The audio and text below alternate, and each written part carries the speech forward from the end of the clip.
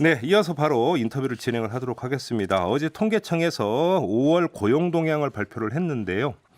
취업자는 1년 전보다 39만 명 이상이 줄었고요. 반대로 실업자는 13만 명 이상이 늘어서 127만 명을 기록을 한 것으로 나왔습니다. 이에 따라서 실업률도 1년 전보다 0.5%포인트 증가한 4.5%가 됐다고 하는데 역대 최악의 수치 아니냐 이런 이야기가 나오는데 근데 오히려 정부에서는 이 수치 오히려 다행이다. 고용 회복 조짐이 보인다. 이렇게 지금 해석을 하고 있다고 하는데요. 왜 이렇게 해석을 하고 있는지가 좀 궁금합니다.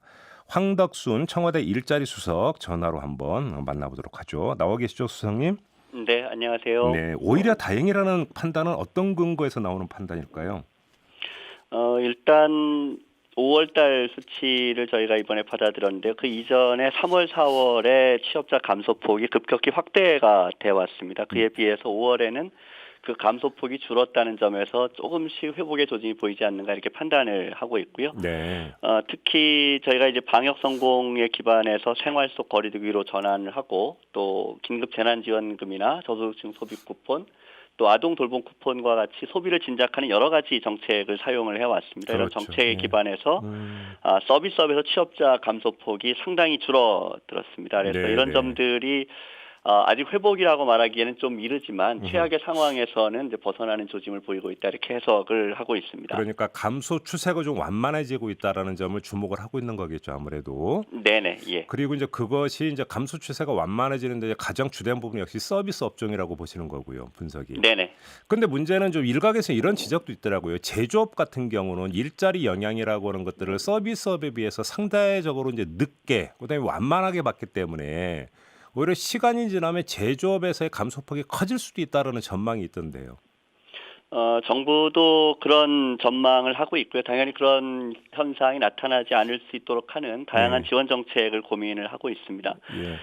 그나마 조금 다행스럽게 생각하는 것은 우리도 생활 속 거리두기로 전환을 했지만 세계 주요국들이 봉쇄 조치를 점차 완화를 하고 있습니다. 이렇게 되면 예. 자연스럽게 이제 주요국들도 경기가 조금 회복되는 방향으로 갈 것으로 기대가 되고 그러면 우리나라 수출이나 제조업의 고용 부진도 기대했던 것보다는 조금 덜 영향을 받지 않을까 하는 기대를 아, 갖고 있습니다. 예, 그렇지만 예. 여전히 불확실성은 매우 크다 이렇게 생각을 하고 있습니다. 그러면 혹시 수석님 그 5월 그 고용 동향 이 통계 혹시 바닥이라고 판단하고 계십니까? 5월 고용 동향은 앞서 말씀드린 것처럼 바닥이라기보다는 그 이전에 비해서 네. 조금 회복의 조짐이 보였기 때문에 이미 네. 바닥은 그 앞에 네. 찍었고 조금씩 이제 올라오는 국면이다 이렇게 판단을 그러면 할 수 이미 있지 않을까 3, 4월이 싶습니다. 바닥이었고 5월 그 통계를 다행이라고 보는 게 이제 그러니까 턴에서 다시 이제 상승 추세로 조금씩 돌아가는 조짐으로 지금 그러니까 해석을 하고 있는 거죠. 네네, 그렇습니다. 그리고 이제 그 주된 동력을 지금 그 수석님 말씀을 종합을 하면은 예를 들어서 이제 사회적 거리두기에서 생활 속 거리두기로 전환한 점, 그다음에 긴급재난지원금이 이제 시중에 풀린 점 이런 것들이 이제 주된 동인이라고 봐야 되는 걸까요? 네, 그렇습니다. 뭐 소비 촉진 정책도 있고, 네. 사실은 기반이 되는 것은 모든 정책의 초점을 고용을 유지하는 데 두고, 음.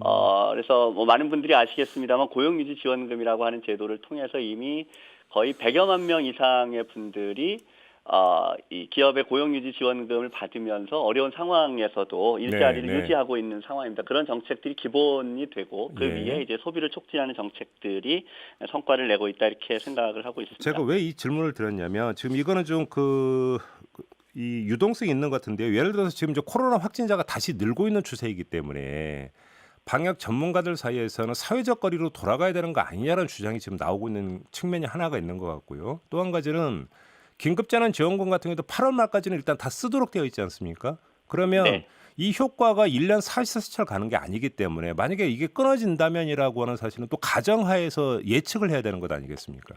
네, 그렇습니다. 그러면 일정한 시간이 지나면 다시 악화될 가능성도 있는 거 아닐까요?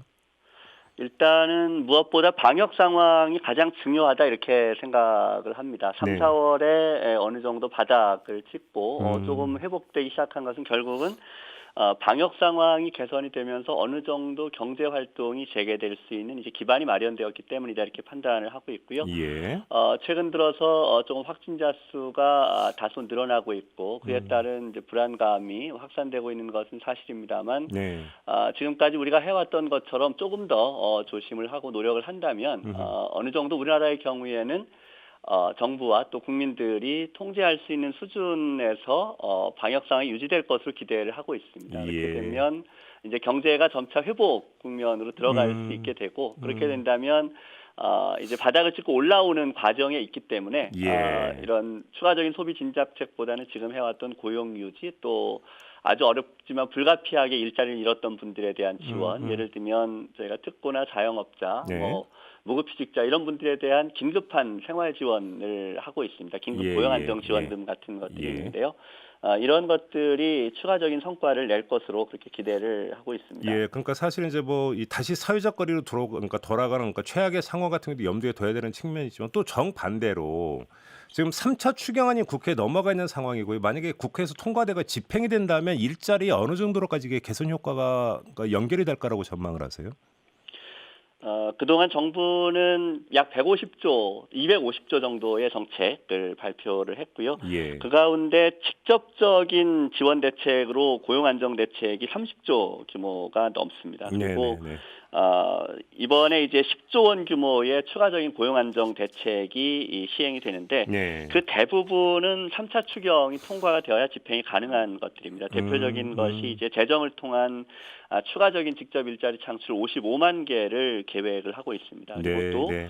고용유지 지원을 위한 여러 가지 고용보험 예산이라든가 조금 전에 말씀드렸던 이제 취약계층을 위한 생계 지원 이런 부분들이 3차 추경에 담겨 있어서 이 부분들이 빨리 통과되어서 집행될 수 있기를 기대를 하고 있습니다. 그러니까 지금 수석님 말씀을 종합을 하면 좀 이제 바닥을 찍었다고 판단하는 게 이제 그 감소폭이 줄어들고 있다는 점이 이제 근거잖아요. 그렇다고 네. 해서 조만간 이게 마이너스가 플러스로 전환이 된다 이렇게 기대하기는 힘든 거죠.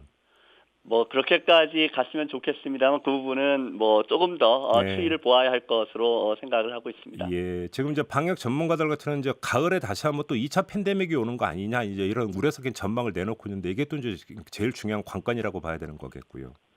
2차 뭐 충격이 다시 올지 여부는 사실은 아직은 불확실한 상황입니다. 물론 그렇죠.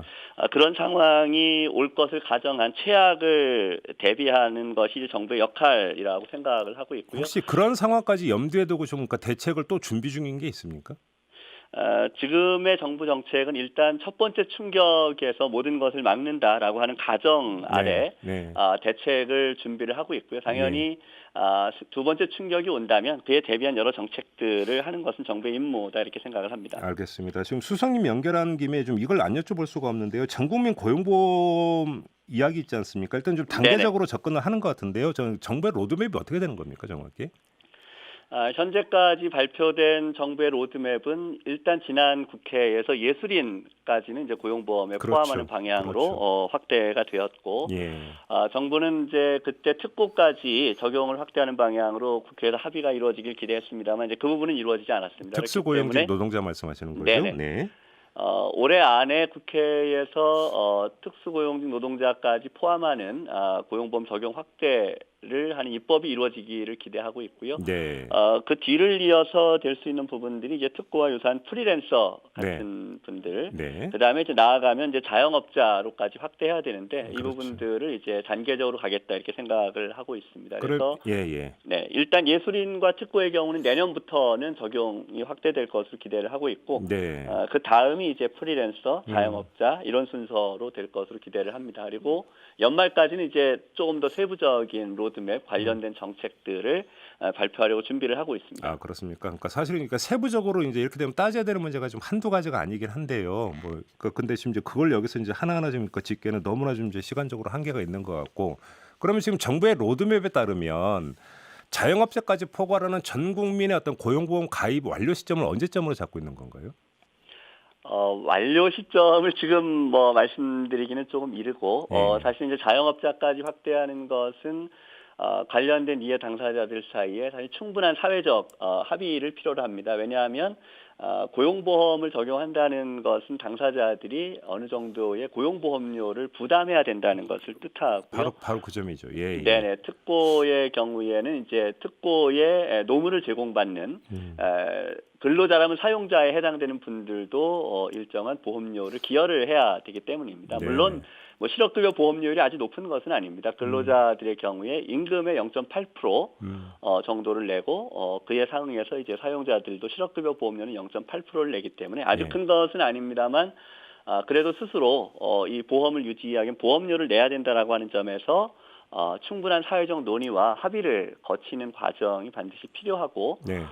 또 결국은 이제 고용보험을 적용하려면 이 국민들의 경제 활동을 충분히 파악을 하고 있어야 되는데 아직 그런 부분들에서도 준비가 좀 부족한 부분들이 있습니다. 그래서 그런 준비 과정도 거쳐야 되기 때문에 언제다 이렇게 말씀드리긴 어렵습니다만 가능한 한 최대한 빨리 그 부분들을 추진하겠다라고 하는 것이 이제 정부의 정책 의지입니다. 혹시 이런 것도 검토되고 있나요? 예를 들어서 실업급여를 받는 기간을 늘린다든지 어떤 실업급여로서 어떤 받는 돈의 어떤 금액 상한선을 높인다든지 이런 것도 혹시 검토가 되고 있습니까? 이미 고용보험의 실업급여 지급 기간을 30일 연장하고 네. 또 금액을 올리는 개선은 원래는 이제 직전 임금의 50%였는데 그걸 이제 60%까지 올리는 일종의 급여액을 올리는 제도 개편은 진행이 돼서 올해 네. 시행이 되고 있는 중입니다. 예. 물론 이제 그 이상으로 더 늘리는 것도 앞으로 추진해 가야 될 과제이겠지만 네. 지금 당장은 적용 범위를 확대하는 것에 조금 더 우선순위가 있다 이렇게 판단을 하고 현재는 있습니다. 검토는 안 하고 있다는 말씀이신 거죠? 알겠습니다. 네, 예. 자, 말씀 여기까지 드릴게요. 고맙습니다. 네, 고맙습니다. 네, 지금까지 황덕순 청와대 일자리 수석이었습니다.